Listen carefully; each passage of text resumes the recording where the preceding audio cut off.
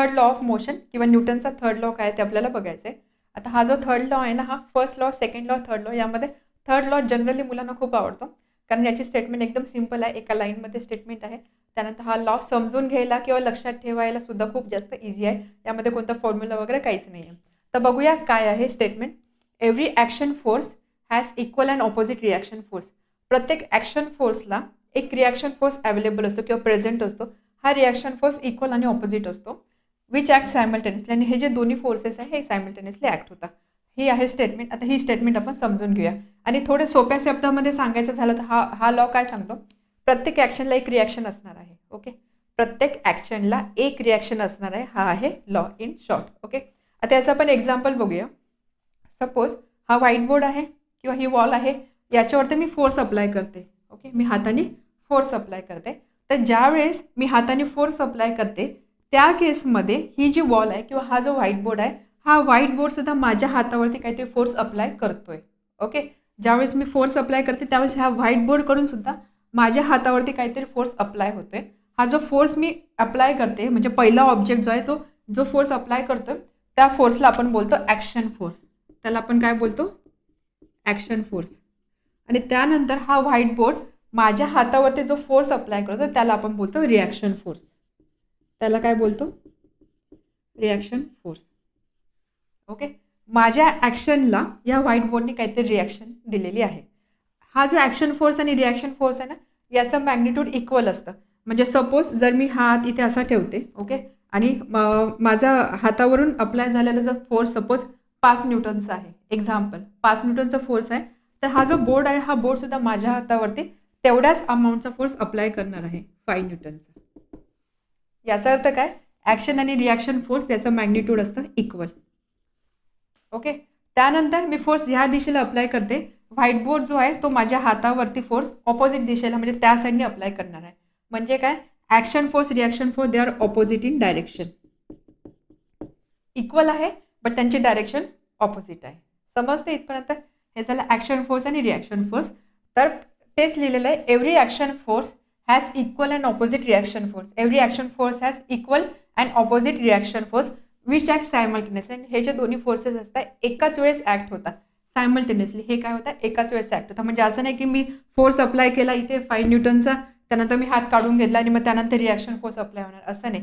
ज्यावेळेस मी force apply करते की ज्यावेळेस मी ॲक्शन फोर्स लावते त्याच वेळेस या व्हाईट बोर्डकडून सुद्धा माझ्या हातावरती रिॲक्शन फोर्स अप्लाय होणार आहे. समजते. त्यामुळे हा फोर्सेसचं जे मॅग्निट्यूड असतं मॅग्निट्यूड इक्वल असतं, ऑपोजिट डायरेक्शनमध्ये असतं आणि ते सायमल्टेनियसली ॲक्ट होतात. आता याच्यामध्ये बऱ्याच जण मुलांचं काय कन्फ्युजन होतं, त्यांना वाटतं की हे दोन फोर्सेस आहे, हे दोन फोर्सेस सेम व्हॅल्यूज आहे, ऑपोजिट डायरेक्शनला आहे. त्यामुळे जर सपोज हा 5 न्यूटन आहे, दुसरा सुद्धा 5 न्यूटन आहे, बट ऑपोजिट डायरेक्शन म्हणजे हा निगेटिव्ह येणार. तर हे दोन्ही जे फोर्सेस आहेत ते एकमेकांना कॅन्सल करतील किंवा त्याचा नेट इफेक्ट 0 होणार आहे. कारण आपल्याला माहिती आहे की सेम क्वांटिटी ऑपोजिट डायरेक्शन आहे म्हणजे ते कॅन्सल होणार.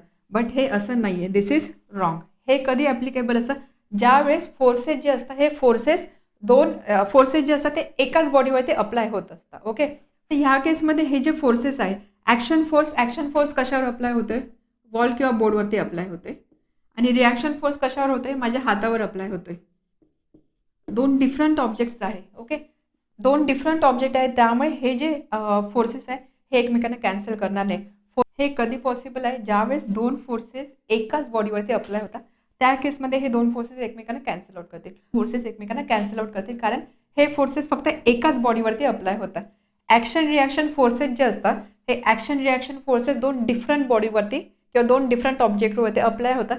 त्यामुळे हे ॲक्शन रिॲक्शन फोर्सेस कधीच एकमेकांना कॅन्सल आउट करत नाही. ही गोष्ट नीट लक्षात घ्या. बऱ्याचदा असं असतं ना की आपल्याला दिसतं की 5 Newton up side 5 Newton down side, तर आपण म्हणतो की हे दोन्ही कॅन्सल होतील. बट हे दोन्ही केव्हा कॅन्सल होते, ज्यावेळेस हा जो फोर्स आहे हा फोर्स एकाच ऑब्जेक्टवर अप्लाय होतं त्या केसमध्ये हे फोर्सेस कॅन्सल होतात. बट इथे ॲक्शन फोर्स आणि रिॲक्शन फोर्स हे दोन दोन डिफरंट ऑब्जेक्टवर अप्लाय होत आहे. त्यामुळे या केसमध्ये हे दोन फोर्सेस कधीच कॅन्सल होत नाही. ओके, तर ॲक्शन आणि रिॲक्शन फोर्सबद्दल आपल्याला काय काय समजलं. First of all action reaction force जे असतं हे पेअरमध्ये येतं. ओके, असं कधीच होणार नाही की ॲक्शन फोर्स आहे आणि रिॲक्शन फोर्स नाही किंवा रिॲक्शन फोर्स आहे ॲक्शन फोर्स आहे, असं कधीच नाही. ॲक्शन रिॲक्शन फोर्स हे दोघंही पेअरमध्ये काम करतात. ॲक्शन रिॲक्शन फोर्स एकाच वेळेस अप्लाय होता सायमल्टेनियसली. ज्यावेळेस ॲक्शन फोर्स अप्लाय होत असेल त्याच वेळेस रिॲक्शन फोर्स असणार आहे सायमल्टेनियसली, एकाच वेळेस ते असतात. आणि तिसरी गोष्ट, action reaction force do not cancel each other, ते एकमेकांना कॅन्सल करत नाही. ही गोष्ट नीट लक्षात घ्या.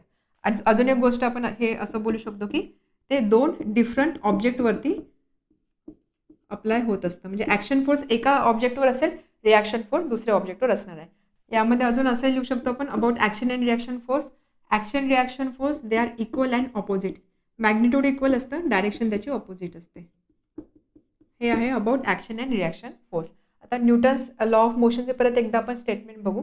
Every action force has equal and opposite reaction force.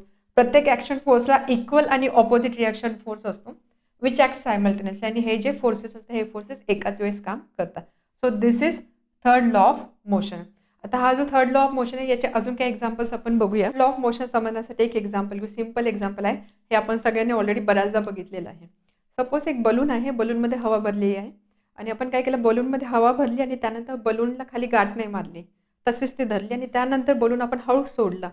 ज्यावेळेस आपण बलून सोडतो त्यावेळेस काय होतं, बलून वर जातो. माहिती, बलूनमधली हवा ज्यावेळेस आपण काढतो त्यावेळेस काय होतं, बलून वर जातो. हा बलून वर का जातो त्याचं एक्सप्लेनेशन आपण थर्ड लॉ ऑफ मोशनचा यूज करून देऊ शकतो. बघा, बलून आहे, ज्यावेळेस ह्या होलमधून बलूनमध्ये असणारे जे गॅसेस आहे गॅसेस बाहेर पडतात. ओके, गॅसेस ज्यावेळेस बलूनमधून बाहेर पडतात त्यावेळेस हे जे गॅसेस असतात हे gases equal and opposite force या बलूनवरती अप्लाय करतात. इक्वल अँड ऑपोजिट फोर्स या बलूनवरती अप्लाय करतात आणि त्यामुळे काय होतं, हा जो बलून आहे याला फोर्स मिळतो म्हणजे ॲक्सेलरेशन मिळतं, त्यामुळे हा बलून वर उडून जातो. So this is action and reaction force. या केसमध्ये ॲक्शन फोर्स कोणता असणार आहे, गॅस यामधून बाहेर येतोय, दिस इज ॲक्शन फोर्स. आणि त्यानंतर याच्या इक्वल अँड ऑपोजिट फोर्स हा इथे जो अप्लाय होणार आहे बलूनवरती, so that will be reaction force. Simple example. त्यानंतर अजून एक्झाम्पल, थर्ड लॉ ऑफ मोशनचं अजून एक्झाम्पल द्यायचं झालं तर ज्यावेळेस आपण चालतो, ओके, ज्यावेळेस आपण चालतो त्यावेळेस आपण चालत असताना आपला जो पाय असतो तो काय करतो, ग्राउंडवरती किंवा जमिनीवरती बॅकवर्ड फोर्स अप्लाय करतो. चालताना आपला पाय काय करतो, जमिनीवरती बॅकवर्ड फोर्स अप्लाय करतो आणि त्यामुळे जमीन किंवा ग्राउंड आहे ती काय करते, त्याला इक्वल आणि ऑपोजिट म्हणजेच काय, फॉरवर्ड फोर्स अप्लाय करते आणि त्यामुळे आपण चालू शकतो. ओके, आपण ज्यावेळेस चालतो तेव्हा आपला पाय बॅकवर्ड फोर्स अप्लाय करतो आणि ग्राउंड जे आहे किंवा जमीन जे आहे त्याच्यावर फॉरवर्ड फोर्स अप्लाय करते. So this is action force, this is reaction force. They are equal in magnitude and opposite in direction आणि त्यामुळे आपण चालू शकतो. This is another example of third law of motion. Another example, working of rocket. आता rocket ज्या प्रिन्सिपल्सवर work होतं त्यामधलं एक इम्पॉर्टंट प्रिन्सिपल आहे थर्ड लॉ ऑफ मोशन. आता हे थर्ड लॉ ऑफ मोशन आपण रॉकेटच्या वर्किंग प्रिन्सिपलशी कसं रिलेट करू शकतो.